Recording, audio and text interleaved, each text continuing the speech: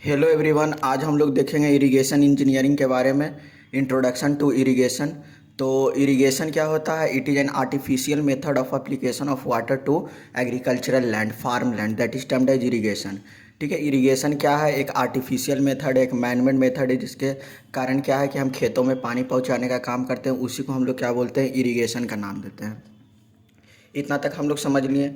अब हम लोग बात समझते हैं कि why irrigation is required in India. India में इरिगेशन का क्या रिक्वायरमेंट है? तो जो इंडिया में इरिगेशन का रिक्वायरमेंट क्यों निकल के आता है? क्योंकि जो यहाँ रेनफॉल होता है टाइमली नहीं होता है और सफिशियंट रूप में नहीं होता है, इसीलिए हमको इरिगेशन का रिक्वायरमेंट होता है। ठीक है, जैसे यहाँ पे लिख भी रखें कि भाई irrigation is required in India, तो rainfall is not timely and not sufficient. ठीक है, फिर हम लोग समझते हैं दो तरह का क्रॉप सीजन होता है, एक होता है खरीफ सीजन, एक होता है रबी सीजन। जो रबी सीजन क्रॉप होता है उसको हम लोग विंटर क्रॉप से बोलते हैं, जो खरीफ सीजन क्रॉप होता है उसको हम लोग मानसून क्रॉप भी बोलते हैं। ठीक है, तो इसमें याद रखने वाली बात क्या है कि जो रबी सीजन है उसका सोइंग और कटिंग या कल्टीवेशन कब होगा? तो नवंबर से मार्च के बीच में। ठीक है, नवंबर में सोइंग हो जाएगा, सोइंग मतलब बोना, और कटिंग या कल्टीवेशन कब हो जाएगा? मार्च में हो जाएगा। ठीक है, फिर हम लोग बात करते हैं खरीफ सीजन को, जिसको हम लोग मानसून क्रॉप सीजन भी बोलते हैं, जिसका सोइंग और कल्टीवेशन पीरियड, कटिंग पीरियड जून से सितंबर के बीच में होता है। कि सोइंग हो जाएगा जून में और जो कल्टीवेशन और कटिंग कब हो जाएगा? सितंबर में हो जाएगा। ठीक है, अब हम लोग देख लेते हैं, जैसे भीट है, wheat is an example of rabi crop and rice is an example of kharif crop. आगे भी हम लोग बात करेंगे टाइप्स ऑफ क्रॉप सीजन, जिसमें हम लोग देखेंगे रबी सीजन, क्रॉप सीजन,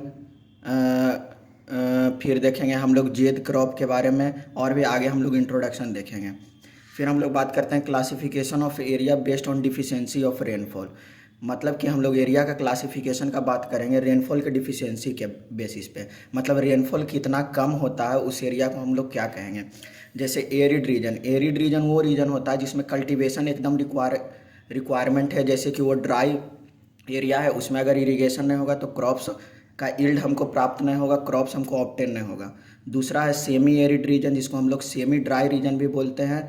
मतलब क्या है कि यहाँ पे इन्फीरियर क्रॉप्स का कल्टीवेशन हो सकता है, इन्फीरियर क्रॉप्स का प्लांटेशन पॉसिबल है। ठीक है, विदाउट इरिगेशन, यहाँ पे इरिगेशन के रिक्वायरमेंट के बिना अभी हम लोग इन्फीरियर क्रॉप्स उगा सकते हैं। अब इन्फीरियर क्रॉप्स क्या होता है उसके बारे में जानकारी लेंगे। तो इन्फीरियर क्रॉप्स क्या होता है? इन्फीरियर क्रॉप वो क्रॉप होता है जो इन्फीरियर कंडीशन में भी प्लांटेशन कर सकते हैं। तो इन्फीरियर कंडीशन क्या हो सकता है? तो इन्फीरियर कंडीशन के बारे में समझते हैं। ठीक है, जैसे इन्फीरियर कंडीशन में हमारा क्या होता है? Poor quality of soil. ठीक है, मतलब इन्फीरियर क्रॉप्स वो क्रॉप्स होगा जो इन्फीरियर कंडीशन में पॉसिबल है उगना।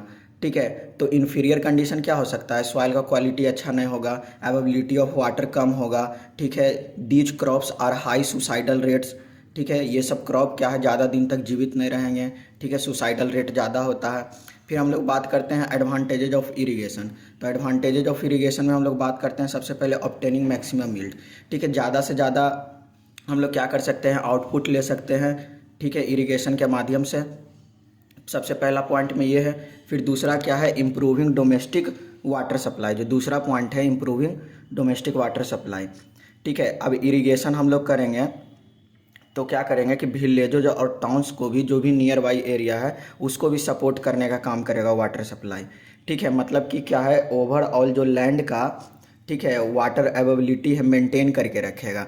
ठीक है, क्योंकि हम लोग कैनाल बनाएंगे, चैनल्स बनाएंगे। ठीक है, पानी का ट्रांसपोर्टेशन करने के लिए। ठीक है, वाटर लेवल मेंटेन करके रखने का भी काम करेगा। तो डोमेस्टिक वाटर सप्लाई में भी मदद करेगा। जो भी हम लोग कैनाल, रूट, चैनल के माध्यम से खेतों में पानी ले जाएंगे तो वो पानी क्या कर सकते हैं हम लोग? डोमेस्टिक पर्पज़ के लिए यूज भी कर सकते हैं, जैसे बर्तन धोना है, कपड़ा धोना है। ठीक है, उसके लिए भी हम लोग यूज कर सकते हैं। अब तीसरा है generation of hydro electric power. ठीक है, तो हाइड्रो इलेक्ट्रिक पावर नाम से पता चल रहा है वैसा बिजली जो पानी से उत्पन्न हो। ठीक है, तो पानी से हम लोग बिजली भी उत्पन्न करने के लिए इरिगेशन का यूज करते हैं, बड़ा बड़ा टरबाइंस वगैरह लगाते हैं जिससे हम लोग इलेक्ट्रिसिटी भी जनरेट कर सकते हैं। जैसे डैम्स, कैनाल्स में हम लोग टरबाइन की मदद से इलेक्ट्रिसिटी जनरेट करने में मदद करता है।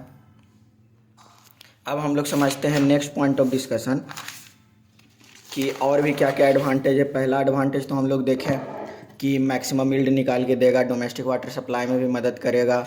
ठीक है, हाइड्रो इलेक्ट्रिक पावर जनरेशन करने में मदद करेगा। फैसिलिटी ऑफ कम्युनिकेशन, ठीक है, फैसिलिटी ऑफ कम्युनिकेशन कहने का मतलब क्या है कि अब रूट बनाएंगे, चैनल बनाएंगे, कैनाल बनाएंगे, ठीक है, तो वो रोड का इंस्पेक्शन करने में भी मदद करेगा।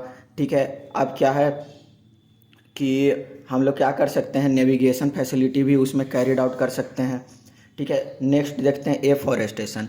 ठीक है, एफॉरेस्टेशन मतलब होता है प्लांटेशन ऑफ ट्रीज, या डिफॉरेस्टेशन मतलब होता है कटिंग ऑफ ट्रीज। तो एफॉरेस्टेशन करने में मदद करेगा। मतलब क्या है कि अगर हम लोग चैनल्स बनाते हैं, कैनाल्स बनाते हैं, तो सॉइल इरोजन रोकने के लिए उसके आसपास जितना भी होगा बेड पे, ठीक है, बेड पे तो पानी बहेगा, जो भी साइड्स में है पानी इरोड करके सॉइल को ना ले जाए, इसके लिए वहाँ पे क्या करेंगे हम लोग, प्लांटेशन कर देंगे। ठीक है, जिससे क्या है कि सॉइल को पकड़ के रखे रूट्स। ठीक है, तो हमको सॉइल इरोजन को भी रोकने में मदद करेगा। ठीक है, elimination of mixed cropping, mixed cropping को भी रोकने में मदद करेगा। जैसे मिक्स्ड क्रॉपिंग क्या है कि एक ही एरिया में बहुत तरह का क्रॉप्स उगाना, वही है मिक्स्ड क्रॉपिंग। ठीक है, ऑप्टिमम बेनिफिट्स, ऑप्टिमम बेनिफिट्स कहने का मतलब है कि जितना ज़्यादा से ज़्यादा हम लोग यील्ड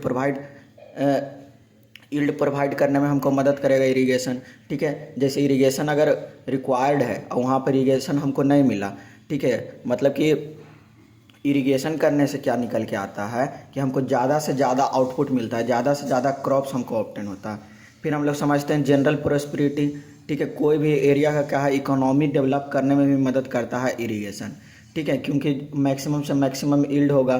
ठीक है, तो उस एरिया में क्या होगा, जो भी क्रॉप्स का प्रोडक्शन होगा ज़्यादा होगा। ठीक है, प्रोडक्शन ज़्यादा होगा तो क्रॉप्स मार्केट में बिकेगा, इनकम का सोर्स भी बढ़ेगा। ठीक है, एम्प्लॉयमेंट जनरेशन में भी मदद करेगा, एक तरह से इनडायरेक्टली बोल लेते हैं। फिर अगला है मेरा कि 1 क्यूमेक डे में कितना हेक्टेयर मीटर होता है। तो हम लोग बात करते हैं 1 cumec day. Cumec is the unit of discharge. ठीक है, क्यूमेक का किसका यूनिट है, डिस्चार्ज का यूनिट है। ठीक है, हम लोग जानते हैं कि डिस्चार्ज क्या क्यू से डिनोट करते हैं, एरिया इंटू वेलोसिटी। एरिया क्या चीज में होता है, मीटर स्क्वायर में, और वेलोसिटी क्या है, मीटर पर सेकेंड। तो डिस्चार्ज का यूनिट क्या हो गया, मीटर पर सेकेंड, मीटर क्यूब पर सेकेंड हो गया। तो अब 1 क्यूमेक डे को लिखना है क्या चीज में, मीटर क्यूब पर सेकेंड के टर्म में लिख दें कि 1 क्यूमेक बराबर क्या होता है, 1 मीटर क्यूब पर सेकेंड। डे को क्या किए, सेकेंड में कन्वर्ट करें, तो एक डे में कितना होता है, 24 घंटा। और 1 घंटा में कितना मिनट होता है, 60 मिनट। और 1 मिनट में कितना सेकेंड होता है, 60 सेकेंड। तो हम लोग क्या किए, ये जो डे है इसको हम लोग क्या करें, सेकेंड में कन्वर्ट कर लिए। अब क्या है, सेकेंड से सेकेंड कैंसिल हो गया। फिर क्या है, 86,400 को हम लोग 1 से मल्टीप्लाई कर दिए।